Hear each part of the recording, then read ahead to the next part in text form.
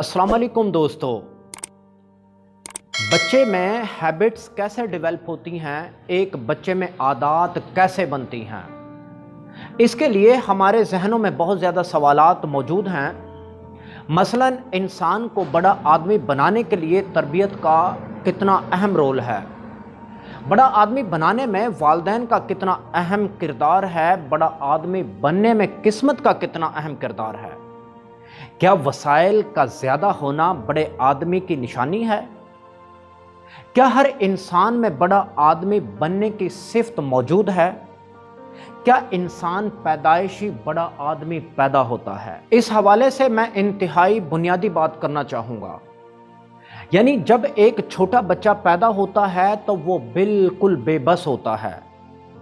इतना बेबस होता है कि अगर उसको धूप में बिठा दिया जाए तो वो साए में नहीं आ सकता।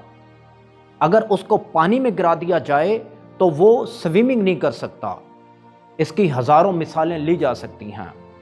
हत्ता कि उस बच्चे के पास फीलिंग्स भी नहीं होती। उस बच्चे के पास सिर्फ सेंसेशंस होती हैं, सिर्फ सेंसेशंस। यानी वो महसूस भी नहीं कर सकता।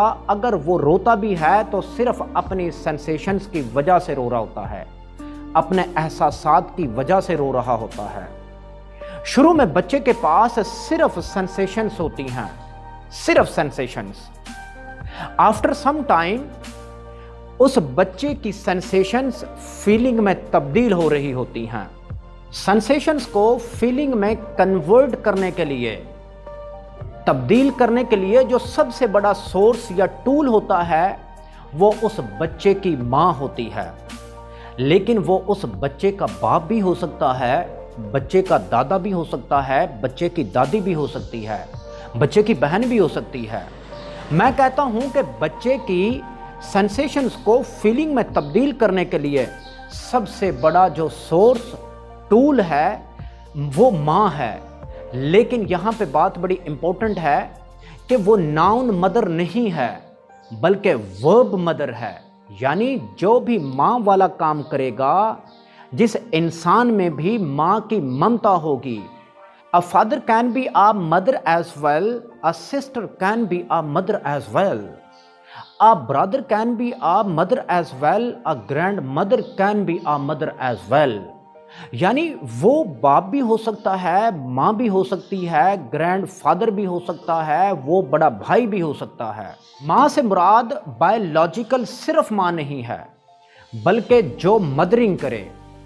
अब बच्चे की सेंसेशंस फीलिंग में उस वक्त कन्वर्ट होती हैं जब बच्चा अपनी माँ से अप्रूवल लेता है।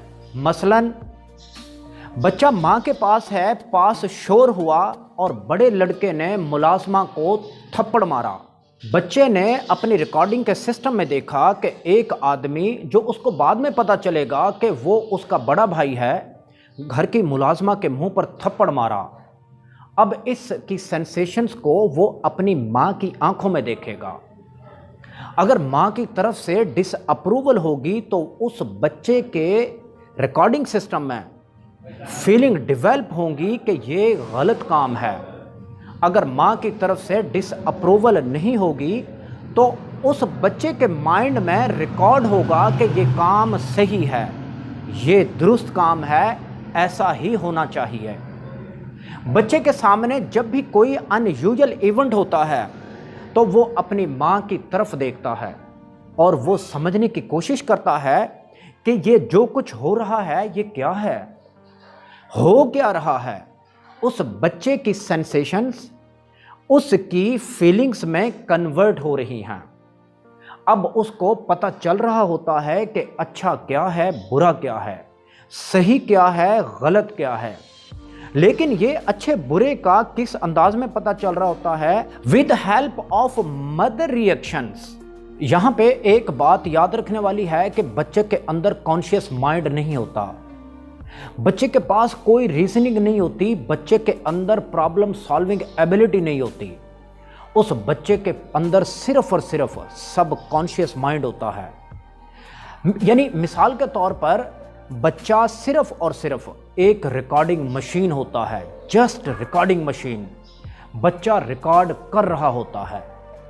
وہ آپ کی مرضی ہے کہ جو بھی آپ اس میں بھرنا چاہیں، جو بھی آپ اس کے اندر ریکارڈ کرنا چاہیں، یعنی اس بچے کے ارد گرد جو کچھ ہو رہا ہوتا ہے وہ اس کے ریکارڈنگ سسٹم میں ریکارڈ ہو رہا ہوتا ہے، یعنی بس وہ ہونا ریکارڈ ہو رہا ہوتا ہے، لیکن وہ اس طرح ریکارڈ ہو رہا ہوتا ہے کہ یہ صحیح ہے یا غلط ہے، اچھا کیا ہے برا کیا ہے، بس ریکارڈ ہو رہا ہوتا ہے ایز اے نارمل، یعنی اس بچے کے لیے ہونا ریکارڈ ہو رہا ہوتا ہے۔ سب سے پہلے بچے کے پاس سینسیشنز ہیں، دوسری چیز فیلنگ ہے، تیسری چیز جو بچے میں ڈیولپ ہو رہی ہوتی ہے وہ وربلائزیشن ہے، یعنی اب بچہ ان چیزوں کو کچھ نام دینا شروع کر دیتا ہے، یعنی ماما مجھے اچھا لگتا ہے، ماما مجھے برا لگتا ہے، یہ میرے پاپا ہیں وغیرہ وغیرہ۔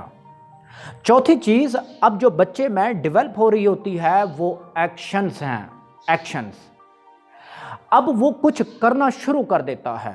یہاں پہ بڑی امپورٹنٹ بات ہے کہ اب اس بچے کے کچھ بھی کرنے کا جو دار و مدار ہے وہ اس پر ہے کہ آپ نے اس بچے کے اندر سافٹ ویئر کیا بھرا تھا، یعنی اس کا جو ریکارڈنگ سسٹم تھا اس میں آپ نے کیا اس میں ریکارڈ کروایا تھا۔ مثلا گھر میں اگر آپ کسی کو بلانا چاہ رہے ہیں اور آپ کہہ کے بلا رہے ہیں تو بچے کے ریکارڈنگ سسٹم میں یہ ریکارڈ ہو گیا ہے، اس کو پتہ چل گیا ہے کہ جب بھی کسی کو بلانا ہے تو آپ کہہ کے بلانا ہے۔ ہم نے دفتر کے اندر آفیسز میں یہ بہت سارے لوگ دیکھے ہوں گے جو لڑائی جھگڑا کر رہے ہوتے ہیں، کیونکہ ان کا وہ ہیبٹ مائنڈ بن چکا ہوتا ہے۔ وہ بچے کے جو پہلے جو 7 سال ہیں اس میں ہمارا جو ہیبٹ مائنڈ ہے وہ ڈیولپ ہو جاتا ہے، جو بچے کی زندگی کے اندر ہیبٹس بن رہی ہوتی ہیں وہ سارے کی ساری بچے کے پیدائش سے لے کر 7 سال تک وہ ڈیولپ ہو چکی ہوتی ہیں۔ میں اپنے ناظرین کے لیے ایک دفعہ اس کو دوبارہ ریپیٹ کرنا چاہوں گا کہ ایک بچے کی ہیبٹس کس طرح ڈیولپ ہوتی ہیں، ایک بچے کا ہیبٹ مائنڈ کس طرح بنتا ہے۔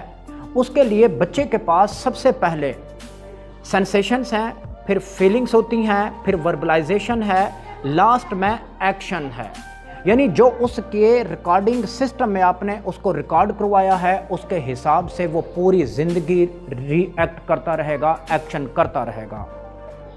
میری درخواست ہے تمام پیرنٹس سے کہ بچے کے پیدائش سے پہلے 7 سال یعنی وہ ہیبٹ مائنڈ ہوتا ہے، وہ اس میں تمام ہیبٹس ڈیولپ ہونی ہوتی ہیں۔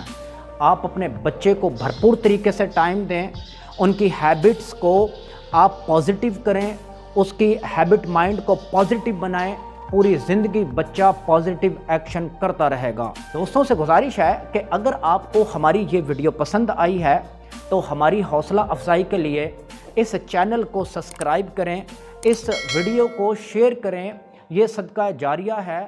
Thank you very much.